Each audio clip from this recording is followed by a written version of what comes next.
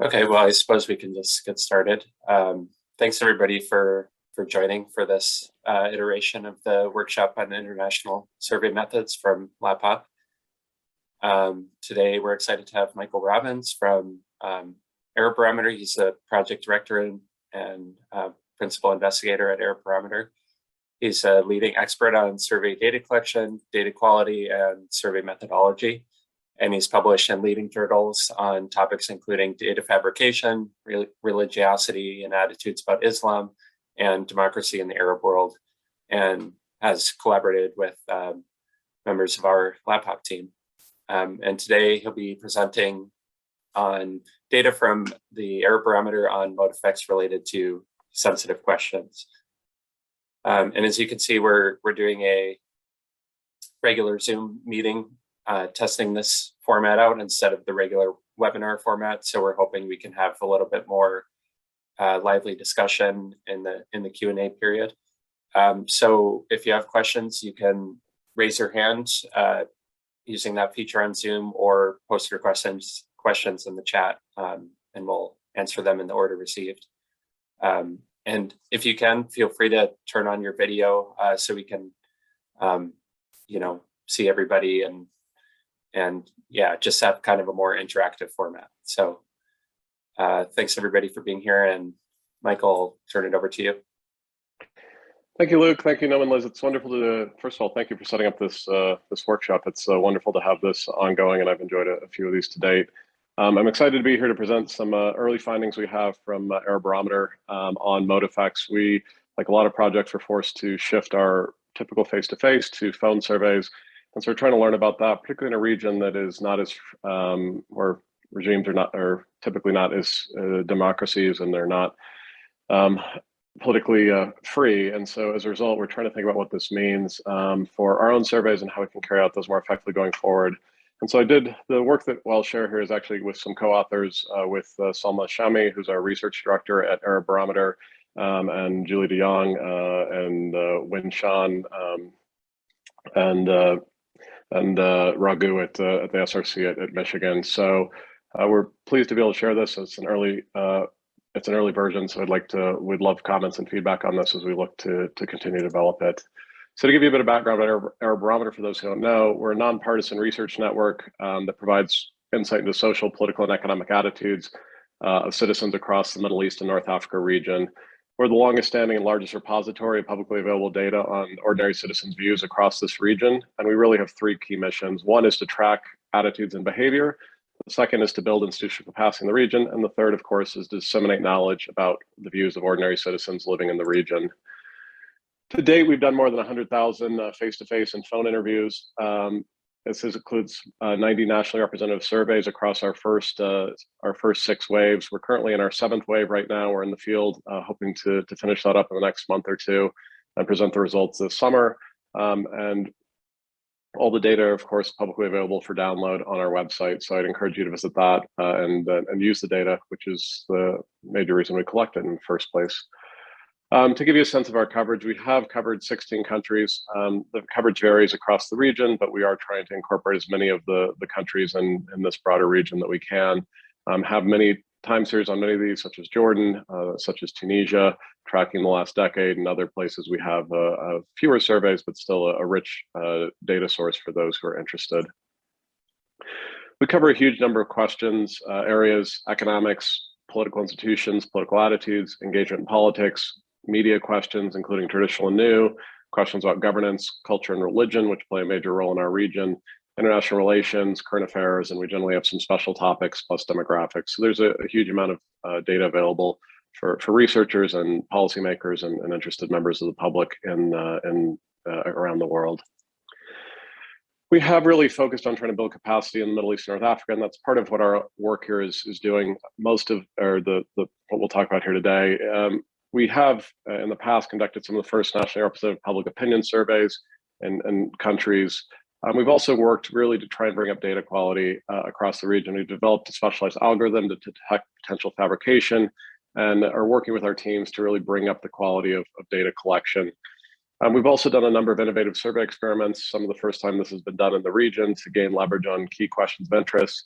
And we've also worked very hard with the teams that our local partners to develop greater capacity to take on complex survey designs, different forms of sampling, and certainly different forms of questions. So we've tried to be a leader in this to not only benefit ourselves, but also those who are trying to do their own work in the region to help increase the capacity.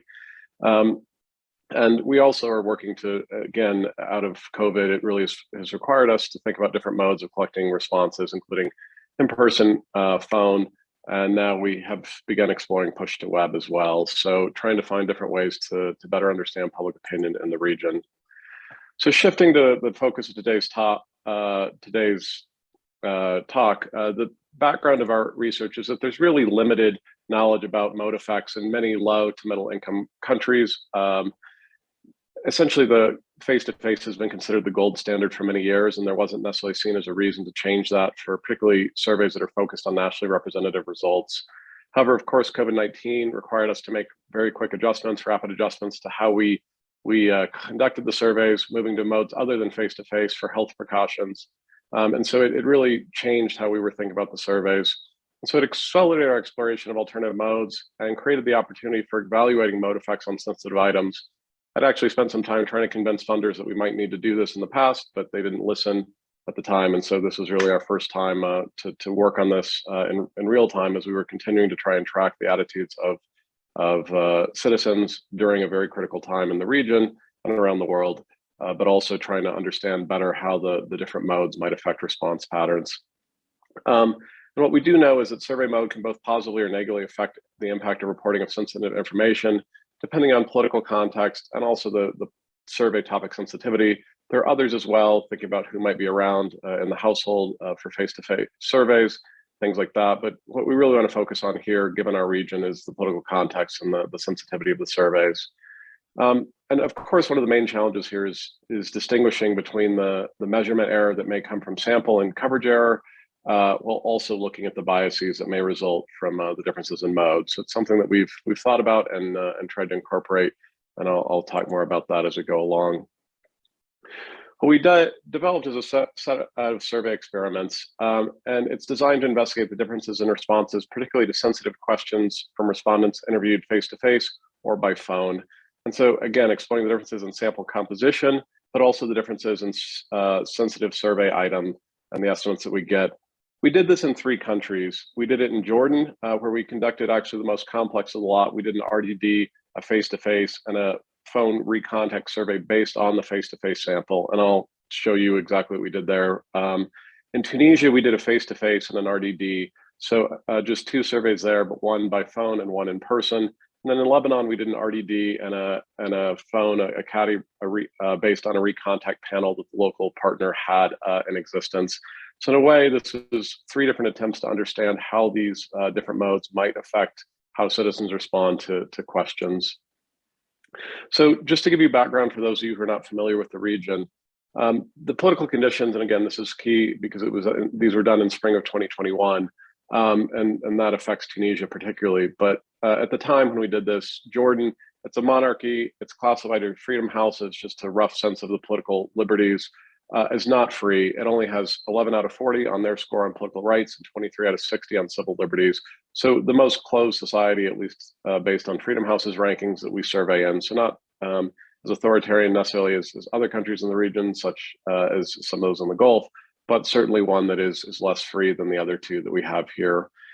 Tunisia at the time was a republic rated by Freedom House as free. Now it's, after the events of last July, is partly free, but at the time it was considered free, scoring 32 out of 40 on political rights and 39 out of 60 on civil liberties. There had been moves to restrict some of the space in Tunisia. It was not as free as it once was after the revolution at the time, but it still was by far the freest country in the Arab region. And finally, in Lebanon, it's a fragile state rated by Freedom House as partly free, not scoring particularly high on political rights or civil liberties, but it is a state that doesn't necessarily have it was essentially experiencing the collapse of the central state. So there wasn't necessarily a fear or a ability for the state to repress citizens for their views or opinions in the same way that there might be in other countries in the region. So we have significant variation here in terms of regime or political context, at least between the 3, which is one of the reasons we focused on these set of countries. So first, let's look at the results from Jordan. The experimental design that we came up with was essentially twofold. The first was to do an RDD, a true RDD. So we actually came up with the sample. We worked with Sample Solutions to develop a list of working telephone numbers, of mobile telephone numbers in Jordan. So from that list, we randomly selected numbers until we'd reached the requisite sample size, which was in this case about 1,200. We have a few more than that, 212. So this was a true RDD with a live caller. Second, we had a survey that was face-to-face recruitment. So we did our normal face-to-face mode, doing the sample selection the way we normally would, stratifying by governorate and urban rural, and sending the teams across the entire country. So this time we had 15 houses per PSU. 5 of those households received the full interview. So we ended up with an N of 1,298 across this region. We lost 2 interviews, but we ended up with an N of 1,198 based on our normal face-to-face methods. What we then did, randomly assigned 10 of the other households in each PSU to receive a short survey. It was only a few questions long, and then we asked for contact information and if they would be willing to be recontacted to essentially do a phone survey with them, having a group that was recruited using face-to-face to try and minimize the bias in the sample or the differences in the sample, and have the same set of people in both the face-to-face and this recontact sample. And so 5 to 10 days later, we attempted up to three contact attempts and ended up with a sample of 1,344 that we then administered the full length telephone interview to. And so they all 3 groups in the end received the same survey instrument, filled out the same, were asked the same questions, except the differences were in recruitment. One was again RDD, one was face-to-face, and the other was the recontact based on the face-to-face sample. So this was all carried out in March and April of 2021, had an identical survey instrument for all 3 samples. There were different interviews for the face-to-face and the CADI interview teams. The phone interviewers are different in Jordan than they are the face-to-face team. They separate those, so we don't quite have the same interviewers for each, but we do have a similar kind of a design here. So we do have the same interviewers for RDD and the recontact sample because it was their phone survey team. We use live callers again for the CADI surveys, and all our surveys were carried out by our long-term partner and our friends at the Center for Strategic Studies at the University of Jordan. To give you a sense of the unweighted, this is the unweighted demographic differences. These are not actually as dramatic in Jordan as we might have originally expected. You can see that there are some important differences, for instance, in the male and female samples, that the male sample in the RDD is a bit higher than the female sample. There are some differences here, but overall, it doesn't look as biased as we might have expected initially. And to give you a sense, just running statistical differences, you can see that there are some important differences here. We miss on age, or there are differences on age between the face-to-face and the RDD. There are differences in the gender, there's differences in levels of education and household size and those who are employed. So we do see some differences, and again, even by region, a few differences, but they're not as dramatic as one might have expected initially. So we actually do fairly well on this, particularly compared to some of the other countries that we'll look at. However, you can see again that the face-to-face versus the recontact sample is very similar. What we essentially have biases on here are male, that the men were more likely to respond in the recontact compared with the face-to-face. So a difference here about just 4.5 points, and that leads to the other difference we see is a difference in employment sector, that there are more women in this sample. Given the low labor force participation rate, it's unsurprising that we have more people who are housewives in this sample for the telephone sample given the gender. But again, basically we have the same sample here between the face-to-face and the recontact sample. So less of a difference than we do for the RDD. So to look at initially unweighted, just the differences we see in the sample between RDD, face-to-face, and recontact in Jordan, we picked some items that we thought would be not particularly sensitive, that international relations are something that shouldn't particularly matter to the respondent and how they would respond based on the differences in mode. We see is that there's actually fairly high correlation here, or fairly similar results overall. That for RDD, for example, for favorable towards the United States, it's slightly higher than the others, but they're fairly similar. The unfavorables are very similar, all within the same margin of error for the confidence interval for the United States. And really some of the difference here is made up of don't know between the samples that we, but again, the same is true for Germany, that we have some slight differences, but essentially things are very similar in China. And again, this is unweighted, not controlling for the effects, the differences in the samples. So overall, it's relatively similar. For the sensitive items, however, we see significant differences. And again, this is not controlling for differences across the sample, but we do see an interesting pattern emerge here, that if we think about, is freedom of the press guaranteed, something that is sensitive to the government itself, we see that the face-to-face is the least likely to say that freedom of the press is guaranteed to a great or medium extent. RDD is then the next most likely, and recontact is the most likely to say that freedom of the press exists. If we ask about trust in the judiciary, we see a similar pattern, that face-to-face is the least likely to say they have confidence in the judiciary, whereas the recontact is the most, with RDD falling in between. And then if we ask about confidence in the government or trust in the government, thika in Arabic, which can be translated either way, we see that the same pattern emerges, that the face-to-face has the least confidence and trust in government, their RDD has somewhat more, and the recontact actually has the most. So overall, we're seeing a similar pattern for a number of these items. So what we actually do is then stratify analysis on some of the other sensitive items, or well, we can do this on all, but I'm presenting a few of them here on the differences. So here we're trying to control for the differences in the sample by basically breaking through propensity score matching into 5 different categories. And so we can look at each of those, think about what are the differences or who may be having the greatest response bias. But here, what is the key is looking at this combined difference. We're basically taking the average across this, which would essentially control for the sample differences that we do see. And in Jordan, these aren't massive, so you can see somewhat similar results. But here's another sensitive item that we have in the survey, which is, or we would think is sensitive, is how well is the government doing managing inflation? Very few in Jordan say it's doing well, but overall we see a difference that's almost 3 times as great in terms of the percentage point, or the difference between 4 points here and 2.5 times, and 10 points here between the face-to-face and the RDD and the recontact and the face-to-face. So overall, we're seeing a significant difference here, even controlling for the sample of about 2.5 times greater percentage point difference.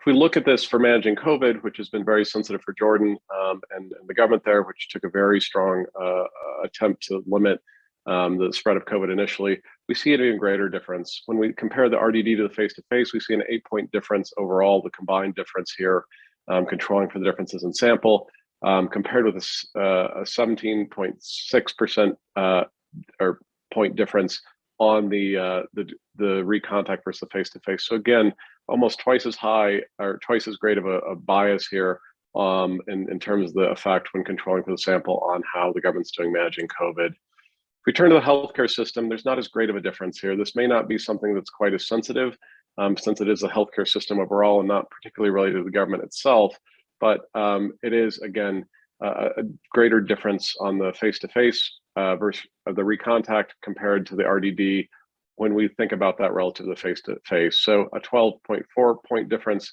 on average across these five strata compared to a 9.6 point difference in the RDD. And then finally, we have a very large difference on the government overall. If we compare this on the difference we see in the RDD versus face-to-face, we see a 5.8 point difference on average. And in the recontact, it's a 14.3 point difference on average for those who would have this opinion. So again, we see controlling for the differences in sample, a greater difference on the recontact sample than we do on the RDD sample itself.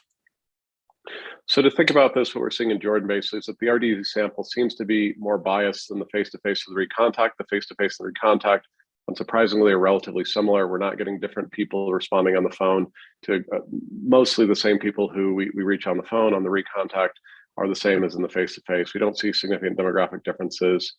There's, we saw before, there's relatively small differences on less sensitive items, even without controlling for the differences in samples. This doesn't seem to be something that we're seeing large mode effects, but there is significant variation on politically sensitive items. The face-to-face sample is the least pro-government on these sensitive items. The recontact sample is actually the most pro-government, and the RDD sample tends to fall between the two. So what we're considering here as we think about this, we've thought for some time about trying to collect for phone surveys a recontact sample to try and get a better sample and better sample composition and that looks more nationally representative. But we are now facing that there seems to be a significant trade-off between the sample bias from an RDD and the response bias that we get on sensitive questions from the recontact. So it is something that we're thinking about more. But to think about whether that this is something that is just limited to Jordan or might apply to other countries, we wanted to think about Tunisia, which again was the freest country of those that we cover, at least at the time we did this survey, and to think about do these same factors exist there or not. And so what we did there again is the face-to-face and an RDD survey. It's the same instrument for both samples. It was carried out in March of 2021. The face-to-face and RDD interview teams varied, just like in Jordan. There's a team of interviewers by phone, and there's a team who do the face-to-face. There was a difference here, which is that we used an auto dialer for RDD. So basically, it would call numbers randomly. We didn't have a live caller, and if the number went through, it would connect to one of the enumerators. And both of the surveys were carried out by one-to-one for Research and Polling, which is our long-term partner in Tunisia. If we look at the sample demographics in Tunisia, we see that there are significant differences here on a number of items. For example, the percentage who are single versus married is a significant one, the occupations, and also levels of education. We see the RDD is significantly more educated than the face-to-face sample, which is unsurprising, particularly given the somewhat lower response rate that we ended up with using the auto dialer. If we actually plot this in terms of significant differences in the sample for key age groups, we see that there's a very significant difference by age, by education, by the social status, married versus unmarried, and part which is related to age in the region, the household size, and the employment sector for individuals. So we are seeing significant differences here, again, between the face-to-face and RDD, which we need to control for, and I'll show you the differences that we do see. So doing the same analysis for Tunisia, we have, again, the same items that we consider non-sensitive, and we see that the results between the RDD and face-to-face are not exactly identical, but we do see a correspondence here within the same confidence intervals. The point estimates fall for the United States, for Germany, and for China. So we're not seeing dramatic differences. And again, this is not controlling for the differences in the sample characteristics. If we switch to the sensitive items, we see that for some of them, like for freedom of the press, we actually see almost no differences. The point estimates are relatively similar. We do see some differences in trust in the judiciary. The RDD is less likely to say that they trust the judiciary compared to the face-to-face by a significant margin, and trust in the government tends to be somewhat lower. So we are seeing somewhat similar results for as we did in Jordan. However, if we move to the same stratified analysis, trying to use propensity score matching to match the samples, so we don't have the same differences in samples and can actually compare more on what is the differences in response patterns that we see. We actually see something that changes here somewhat. So instead, where we see a positive difference in Jordan on the phone, people perhaps being more likely to have or expressing preference falsification or exhibiting preference falsification to cover up their true feelings for fear perhaps the phone is being listened to or that something else from the government. In Tunisia, we see the opposite. We actually see that controlling for the sample here again, we see that the RDD is actually less likely to say that the government is doing well keeping prices down compared to the face-to-face. So the difference is not particularly large. It's only 5 points here when we combine those who say good or very good or bad and very bad. But there's not the same pattern that we see in Tunisia when we control for the differences across samples. The same is true in the government's performance responding to COVID. We see that there is somewhat of a difference here, but it's not in the direction that we had expected. That controlling for the sample, we see a 7-point difference in the negative sense of those who are RDD versus those who are face-to-face on the government's response to COVID. So we aren't seeing the same direction of bias here. On the government's performance on the healthcare system, we see something similar. That it's again a negative 7-point bias on the RDD phone sample versus the face-to-face sample. So again, controlling for the differences in sample, a consistent pattern is emerging in Tunisia. And finally, for the government overall, we see actually a relatively small difference here, about 4.5-point difference in total on average across the 5 different strata that we've estimated here but we aren't seeing the same biases here by phone. If anything, people on the phone are being more critical when comparing the samples of the government. So it does seem that we aren't seeing the same pattern emerge in Tunisia. So in Tunisia, we have a bit of a bigger challenge, given that the differences in the RDD sample and the face-to-face sample exist. We do find is the RDD sample tends to be significantly more biased compared with census estimates than the face-to-face sample. And so it appears significantly less representative of Tunisian society overall. But when we compare for the differences in sample characteristics, when we control for the differences in sample characteristics, there's not really a similar effect that we saw in Jordan with CADI surveys being more pro-government. If anything, they may be slightly less pro-government, but again, this is given the differences in the sample, there are some challenges here that we're still working on to try and make sure that we have closely matched samples.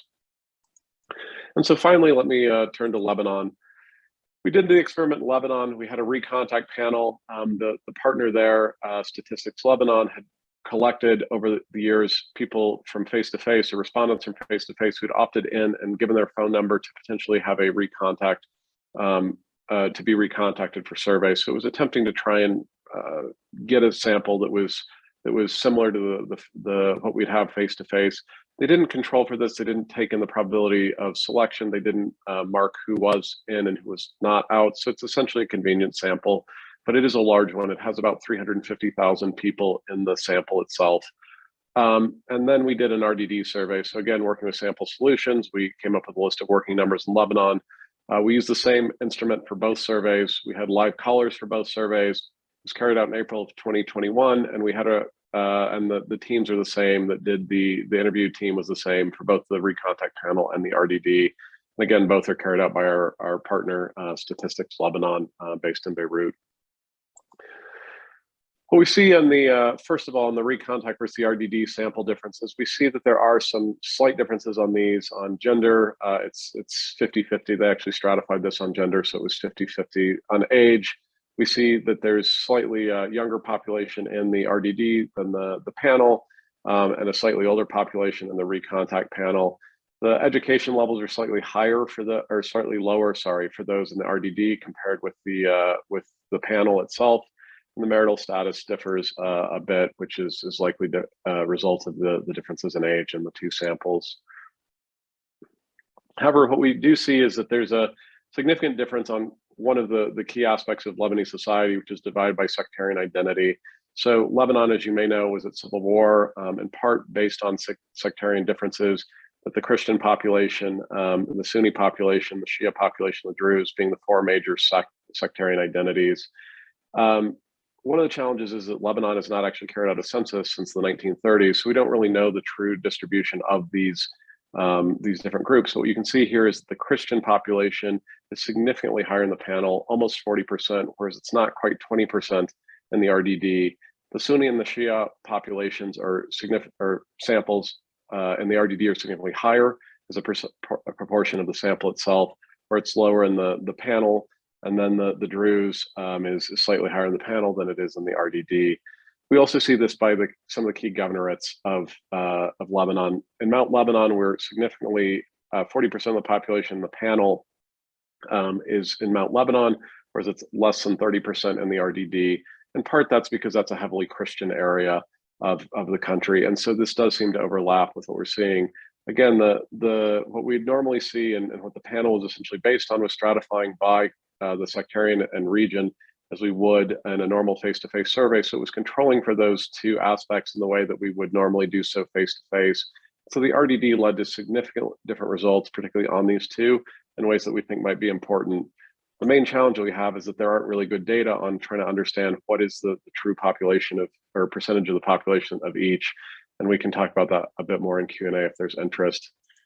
However, what we did want to think about is that, again, some of the same questions, think about, do we get a difference between the two with the RDD or the recontact? We saw a difference in Jordan, but are we seeing the same thing in Lebanon to see if we could replicate this elsewhere? And what we see is that at least on some of the same types of questions, on the international relations questions, we don't typically see a dramatic difference on many of these. We do see on very favorable, a slightly higher percentage on opinion of the U.S. in the RDD compared with the panel. We see, again, some of the same differences on China, where there's variation here. On the other items, we don't necessarily see as much, but there are some differences here on these non-sensitive items. However, if we break that out by the differences, at least controlling for the differences in sect, which is the main one, we don't necessarily see as dramatic differences. We see that the Christian population, for example, in the United States here in the top set of graphs, is relatively similar in attitudes between the panel and the RDD.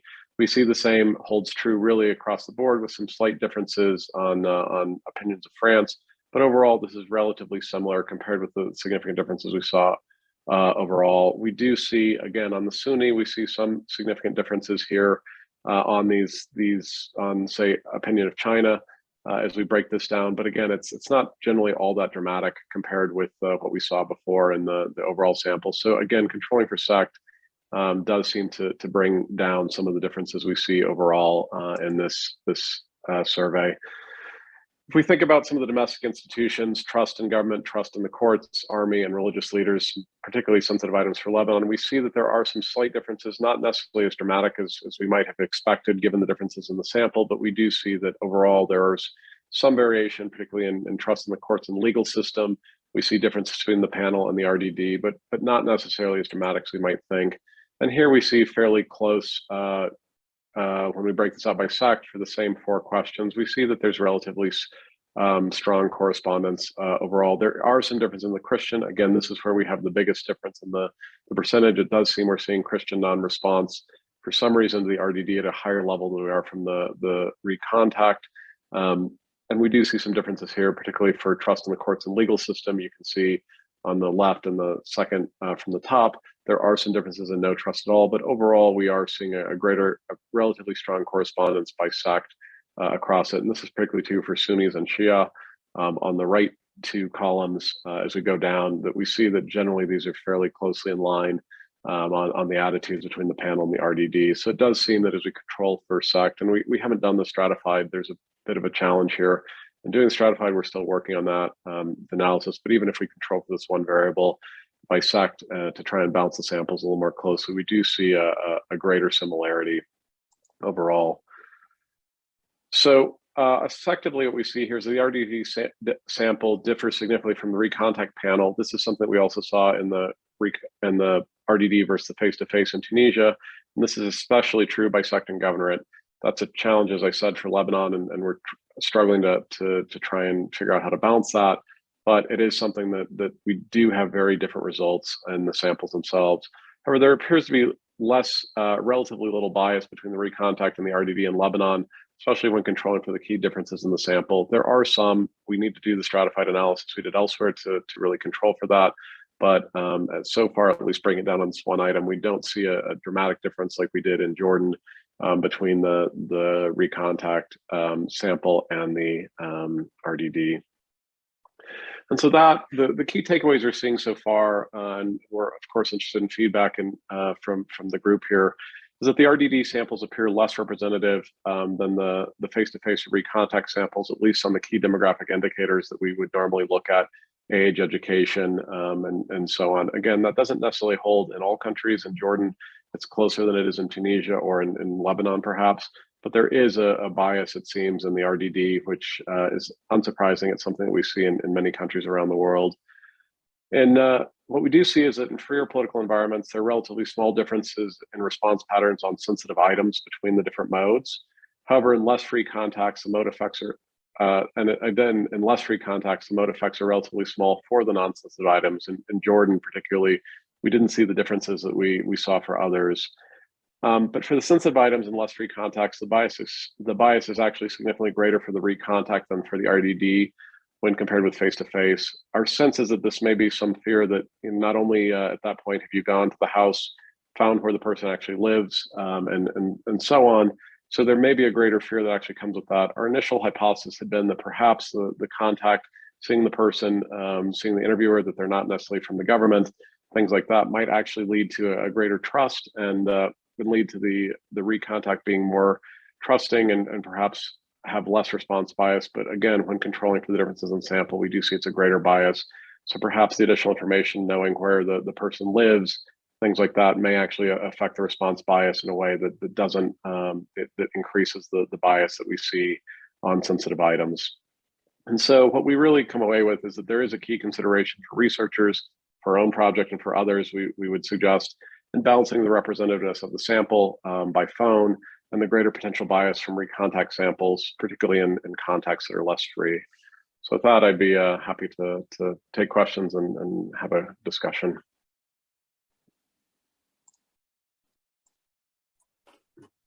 Great, thanks for sharing that. Would you mind just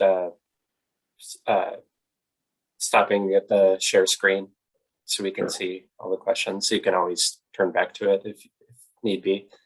Yeah, so thanks a lot for the presentation. That I think it really parallels a lot of the discussions we had at LAPOP about the Americas Barometer over the past couple of years, both with respect to mode effects and kind of these cross-country differences and how people understand and respond to questions.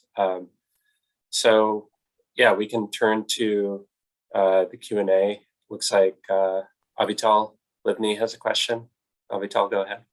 Yeah, thanks. Can you guys hear me okay? Okay, great. Thanks so much, Michael. I've always appreciated how thoughtful you guys and the LAPOP team are in thinking about these issues. And this is really thoughtful work. So I really appreciate it. I have two comments. One is what I sort of want you to riff off a little bit and tell me what you think. So I appreciate thinking about the trade-off between sample bias and response bias. But I feel like as surveyors, we have additional tools for dealing with response bias. We don't have great tools with dealing with issues with sample bias.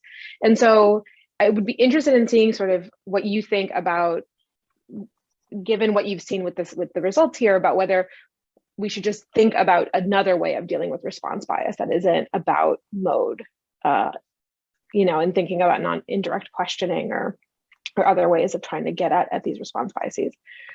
Then on the question about response bias and sensitivity, I wanted to ask a little bit about the selection of the sensitive items. I'm sure a lot of thought went into it, but I wondered how we would think about the size of the mode effect on response bias if we used a question that arguably could be more sensitive, at least in some contexts. And even with this question in this context, there's variation, I think, in how sensitive a question about political trust, all of them are political questions, across the three contexts in which you ask the questions, or even not just across countries, but within countries, who is more likely to find this more sensitive. So I'm curious to hear more about the choice of these, if you think that they're comparable across the three contexts. I don't know that they necessarily are in their level of sensitivity, but so two big wide open questions. Thanks so much. Sure. Should take more. Do you want me to answer this, Luke? Yeah, you can go ahead and answer. Perfect. So first of all, yes, in terms of dealing with response bias, there's a lot of different ways. We have some of these built in. We've done a number of different experiments, things like that. So we have asked these questions over time, essentially dating back. And so part of it is tracking. We do know that there's likely some bias that we see. We do see, for instance, in Algeria, a lot of people saying, 10 out of 10, the government's great. We think that probably unless they're members of the government itself, that's not their true attitudes. But we can see some of that and think about that. So we do tackle it in two ways. One, try and ask less sensitive questions. So it is something to think about. What we really want to do here was to again, think about how for some of these, and in a sense, making them directly sensitive questions in certain regimes. And to your point, yes, they are very different in certain countries, but at least what we were categorizing as sensitive questions or potentially sensitive questions that might trigger fear about, in these contexts of that. So again, this was a selection that we had in terms of some of the long-standing items we do have. We didn't show everything here. There are other questions we have that could be sensitive, but I think one of the things that was really interesting for us as we thought about some of the size was some of the things that we thought would be more sensitive weren't necessarily as sensitive as we thought they might be. And so it was also instructive for us to start thinking potentially, and again, I didn't focus as much here on the exact magnitude of the differences, but what is sensitive and what isn't sensitive. And so some of the questions about that there are ways that one can criticize the government perhaps in a place like Jordan that are fairly, we might think is more sensitive. And so even on a few of the questions, we didn't necessarily see the differences we'd expect. And so I think it is something that we have thought about using this to try and actually ascertain what are the red lines, because they may not be quite what we think they are, and that this could have another application there. So it is something that we need to think about a bit more, and it's a point very well taken. In terms of thinking about the different contexts, yes, absolutely. I mean, that's part of what we want to do here is vary the political context, thinking this would be something that would be more sensitive in Jordan than in Tunisia. And so we call them sensitive items because essentially those are ones that would potentially in the region be more sensitive for us. And it isn't something we'd expect to be the questions about the government to be as sensitive in a place like Tunisia as others. So certainly there are differences. We varied the questions somewhat. And again, we're doing this analysis for a huge number of the questions in the survey, thinking about what is the most effective way to present that. And certainly the religious leaders in Lebanon is something that could be a bit more sensitive than it would be in other places, certainly in Tunisia. So it is one of the challenges we have in balancing what is sensitive in what environment. And no way do I mean to equate that these are all equally sensitive in those. And that's in fact part of the research design we have, is to try and think about how these questions vary and to think about, do we get the same responses, to really show in this case that in Jordan, it does seem that the recontact sample that we're getting is likely fearing it is the response bias is coming from that fear of the regime, and thinking about how is it that how that would be perceived. So again, there are differences there, and what we want to build in as we develop this. So thank you.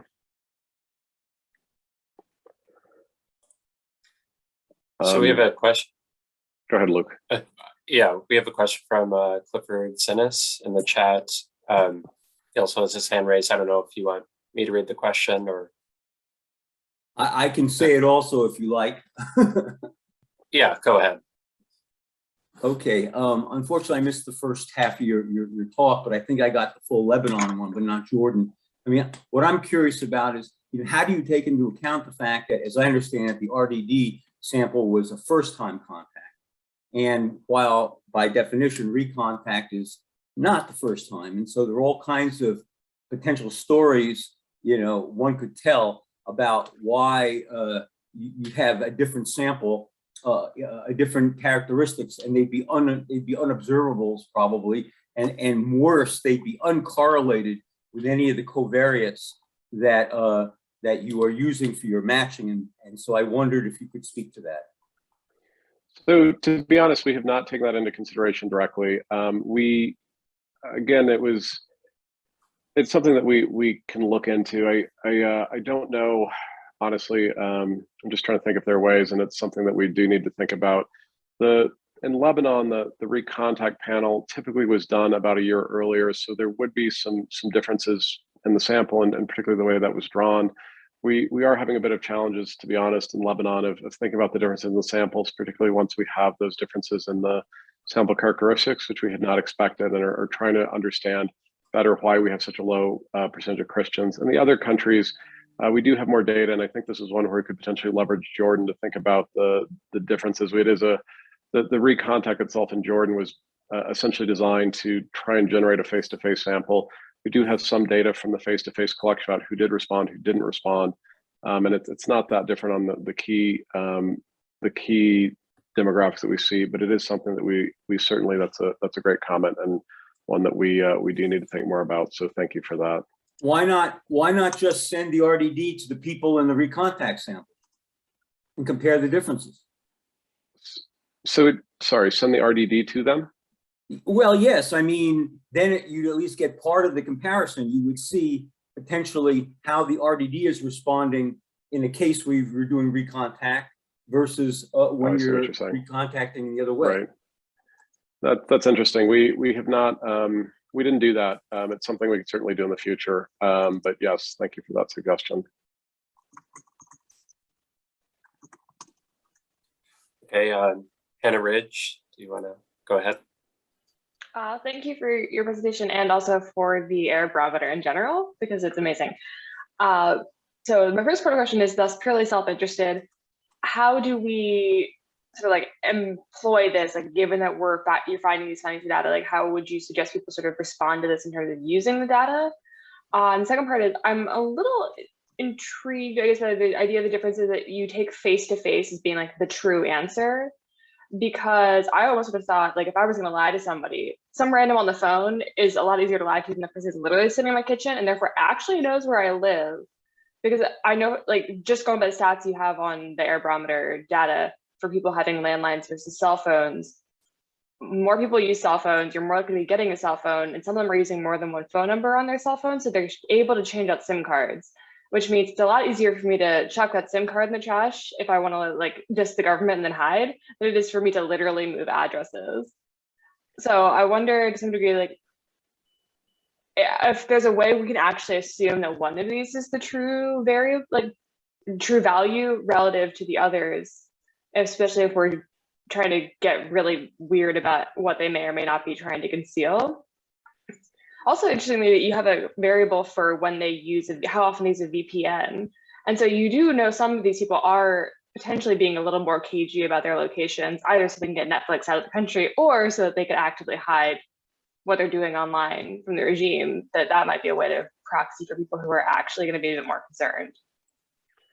So that's a great set of questions. And we, again, it is something that we are exploring. And one of the things we didn't present here, but are seeing is that we actually, on gender dynamics, we're actually seeing people be significantly more pro women's rights on the phone than they are actually in person, which is something that is likely due to the presence of other family member, things like that. So again, we didn't go into this necessarily saying that one is the true, we've gone into this thing about how can we actually collect better public opinion data, not trying to necessarily say one is better than the other. What we did see, I think, in Jordan is that we are seeing the bias that would be in line with what we'd expect if people were preference falsifying to be greater on the phone and greater in the recontact. That's something that we thought might be there. I think I might offer two potential explanations of that. One, it typically in a place like Jordan, you can say things within the house. It's not, the regime isn't necessarily going to be listening to what you're saying in the house, but you can't say it in the public square. And so there is a greater freedom perhaps in the house to offer an opinion that might be there. Again, the effect of the interviewer knowing where they live could be there. With the phone, at least in Jordan, you have to actually give your identity documents when you get that cell phone number. So there is also a potential fear that you could link back on that. And again, the government may be listening. There is a sense that phone lines could be tapped. There's tracking and other elements. So I think it is something that is at least less private. I think people don't necessarily realize it's almost a more trusting environment. So that's our assumption, or what we're working with what we're seeing here. And I think that particularly to your point, tying together the recontact being potentially more, the response bias being greater on the recontact is in line with what you're saying, is that, once it's tied to, we know that this is the person, we saw them in person, we know where they live for sure. And it reminds them of that it actually may lead to greater response bias with that same type of mechanism. But it does, I think, probably function, but it is something that is honestly a bit of an assumption. And so we are thinking about our own, how we ask these questions, what are the different, what modes might be better for different types of questions, or even how we need to do surveys with, again, I didn't present it here today, but it is the other aspect, is the gender element that we're seeing here. And so, yes, there are other elements, the VPN, that we could think about and bringing in to try and get at some of these questions. But again, I'll say this is an early stages still. So thank you for that suggestion. Thank you. Question from Clark Letterman in the chat. Can you say a bit more about the data you use for benchmarks in Lebanon, since, as you mentioned, there has not been a census since the 1930s? This is an issue we see in several countries we work in. So thank you, Clark. It's actually your own data that we use in some ways to benchmark. So thank you, Pew, for providing the estimates for some of the sectarian identities. What we have struggled with in Lebanon is to come up with again, there has been no census. It's a problem that we face in other countries as well. What we do in Lebanon is a bit unusual, and it's something that we've struggled with to try and come up with what is the best sample. We use some of the estimates that are provided by the statistical office. Some things like age and others aren't as sensitive, and there is the ability to use some of the production of the estimates from the government of Lebanon on other items. It really is the sectarian identity that we're struggling with to come up with estimates. What we typically do, and the estimates we do use are relatively similar to what Pew comes up with as well. But we basically, the partner we work with has a map that has enumerated all of Lebanon. And essentially, as they go through for every survey, they update this map of mostly there is some segregation of the sex, even in areas like Beirut, where they're fairly interspersed, and looking at essentially the names, which essentially there's not necessarily a great switching of religious groups in Lebanon. and coming up with the list of who lives where and what are the population estimates based on the size of that. So again, it's something that we continually see, continually update. We've updated the percentage of sectarian identity across the surveys. We're mainly trying to keep that consistent because if you think about critical views, like the views of the US, Christians tend to be much more positive about that than do Shia or Sunni, Shia for Iran. So there are a number of elements that if we don't control sectarian identity would move significantly year to year.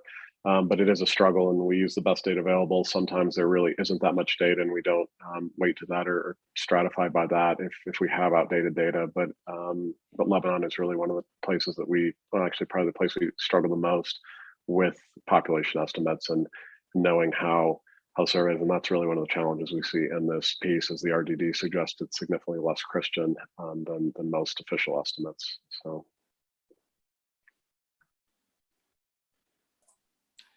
Liz, do you want to go ahead? Sure, thanks so much. Michael, this is great. Thank you for sharing this, and thank you for being so innovative and thoughtful in the work that you do. One of the things I really like about this is that it sort of causes us to think a little bit maybe more carefully about what do we mean by a mode effect, right? So what you and then the discussion are raising is that when we think about a mode effect, we actually also have to think about, possible difference in samples. In this case, because you're going across countries, we have to think about the level of sensitivity of the question, as Avital was raising. But another thing that came up is the different manner of recruitment, right? And the signal that might send to the participants. And so I was wondering if there's any way to get at sort of some of the mechanisms that you hypothesize might be at play here. And, you may not have included these ideas in the surveys that you ran, but maybe there are ideas that people going forward could implement, or you could look at sort of out of sample data to sort of, probe at these things. So for example, is there any data, or could there be data on people's concerns about phones being tapped?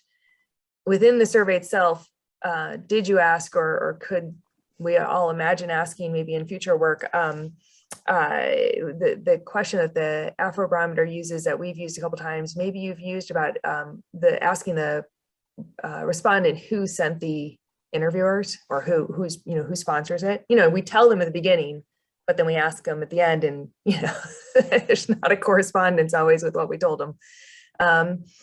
Or other questions that would get at the mechanism. I'd love to hear you talk about this, because I know can't go back in time and change what you did, but for all of us here who might want to push at this research question, I'd love to hear what you think might be good questions to ask to get at the mechanisms. That's a great question, and thank you for raising that, Liz. It is something that we had, again, part of what we struggled with this initial design is that we were taking the infrastructure that exists, and we were trying not to upset the apple cart in a sense of how they normally did it. So we do have an RDD with a true auto dialer where they're calling, and there is a click in Tunisia when it's connected, as you would have with what am I trying to say, the telemarketing software, basically, when you hear that here. And that could have a different effect as well in Tunisia. We thought that might actually lead people to be more fearful that this is actually being recorded. That is something you might hear if it's being taped or interfered with. And so there are a lot of differences with the live caller, the other pieces. What this was really an attempt for us to do was really try and start getting a sense and coming up with some of those questions. So I think, for one, we'd really want to try and even one of the questions we've gotten before is we didn't have the same interviewers in person and on the phone in Jordan, in part because they use different teams, and that's just what they do. And that could also lead to any trust that might be built up with the respondent. In a sense, it's actually disappeared now because somebody else is calling them. It's not somebody who was necessarily there. And so there are a lot of, I would say, potential limitations of this, but it was at least a first crack at understanding what is happening here. And so I think it is something that we haven't necessarily asked. We didn't include that on this survey in terms of, who do you think did the survey? Who do you think sent it?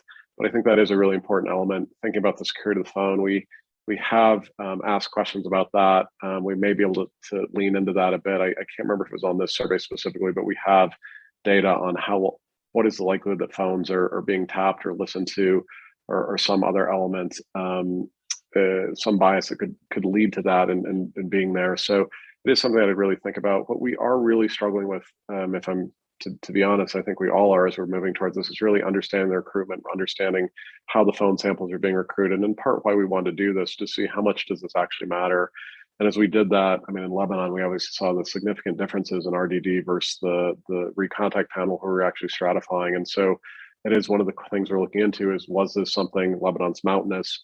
Is this something that for some reason the Christians were in areas that didn't necessarily respond? Is this something about the socioeconomic status of Christians there, that they aren't as likely to respond? They tend to be wealthier than other groups quite often. Is there something else happening here? So part of this is we have a lot of variation, and it is such a different piece in each country. In Jordan, we are calling from the University of Jordan, so it does seem like that could lead to a higher response rate than we're getting if we're just a firm calling. There's a lot of different pieces here, so it is something that we're thinking about. I think overall, it really goes to the heart of, we don't know that much at this point about these different pieces, and it is one of the things that, I mean, as we write this up, we'll certainly highlight that, you know, there are these limitations, but it is something to think about. Particularly, we are getting a much better RDD sample in terms of the overall demographics in Jordan than we are in Tunisia, than we are in Lebanon. And why is that? Is that because it's a live caller from the university? Are there are other factors at play? So it is things that we're thinking about, but honestly, we don't necessarily have a great answer at this point. I think we'd have to set up some different pieces, but certainly the sample differences we're seeing in Tunisia and things like that are of concern to us as we really try and move ahead, particularly as you even saw with the overall estimates changing once we tried to balance that with the face-to-face. So there are significant issues there. And I think that mechanism in the recruitment, it is something we want to take, now that we've actually done this first round or analyzing the data, really need to think much more carefully about as we move forward. And the teams are willing to try some of this, but actually trying to unify what is the best approach in this region. So yes, I guess the short answer is we're really kind of struggling with those same questions still.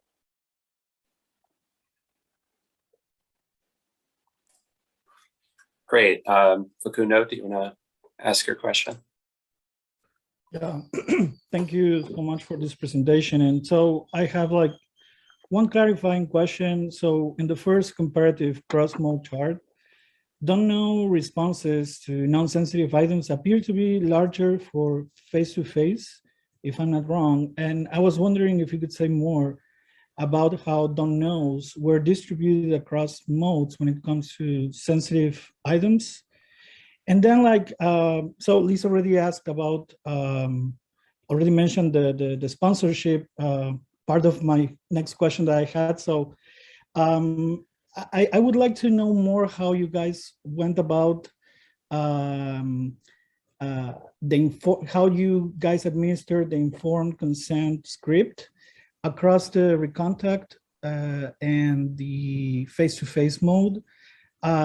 Just in terms of logistics, I wonder how that worked in the recontact mode. Like, did you read the informed consent twice? Did you like split it? Like, just wondering how it worked in terms of logistics, and to what extent you can like give us a sense of like they were at least administered similarly, or if you guys found any differences. Thank you so much.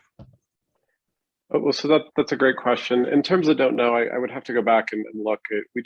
It was something that as we talked about early on, that it wasn't something that seemed particularly high in a lot of the cases. There are questions. We actually did a similar survey from Morocco, which I didn't put up here, but we did see, particularly on sensitive questions, there was one on the normalization agreements with Israel, that we did see the don't knows playing a major role. So I think that thinking about how this would play out, but I would have to go back and look more carefully at that, but it was not something that seemed to be driving a lot of the findings. The face-to-face tends to, I mean, our estimation is, with the difference in the sample, tends to be a group that's somewhat less interested in politics overall. So some of the questions, which are pretty remote, such as international relations, we generally see higher don't know there than we did on the phone. I think that's partly a sample characteristic that we may be missing in terms of a variable that isn't a demographic, but is just political interest, essentially to stay on the phone versus in the Middle East, North Africa, the concept of guests, somebody shows up to your house, there is a sense that you should welcome them, honor them. And so I think we do get also a difference in samples there to some extent, but it is something I could get back to you on, and we need to look at going forward.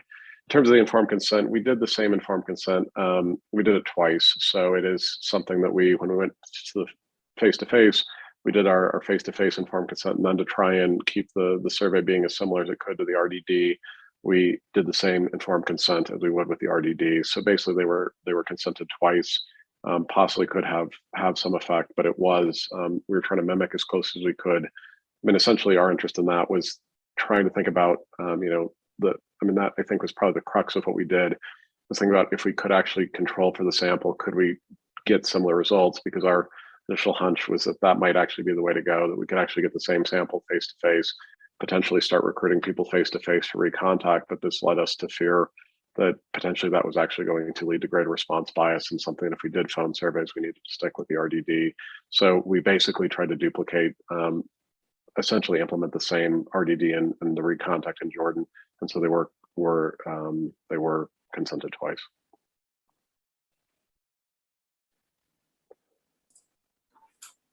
Okay, let's do one last question from Daniel Montalvo. He says, excellent presentation, Michael. Could you please say a little bit more about the possibility of a selection bias of respondents in the face-to-face samples due to the pandemic?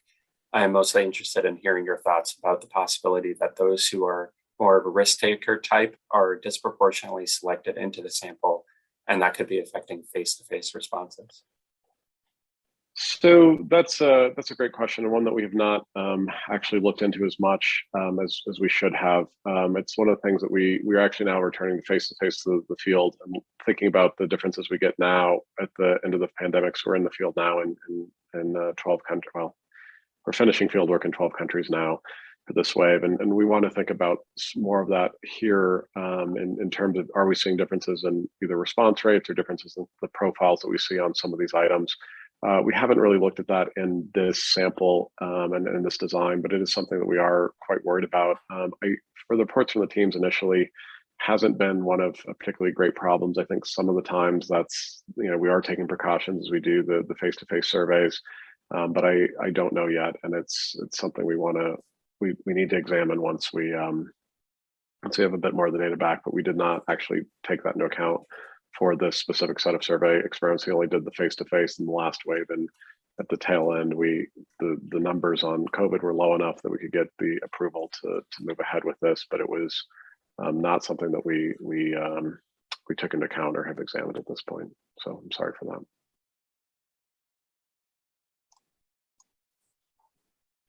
Okay, well, sorry we couldn't get to the last few questions. I'll share the chat with Michael, and so those comments can be used. And you can also, well, I don't want to volunteer, but maybe you can follow up with them privately if you want to continue that discussion. And the recording for this presentation will also be available if you want to review it, or if you missed the beginning, you can watch that. But thanks everybody for coming. Thank you, Dr. Robbins, for coming here and sharing your research with us. It was really informative, and I think we had a great Q&A. So yeah, thanks everybody, and see you next time. Well, thank you so much. Take care. Bye.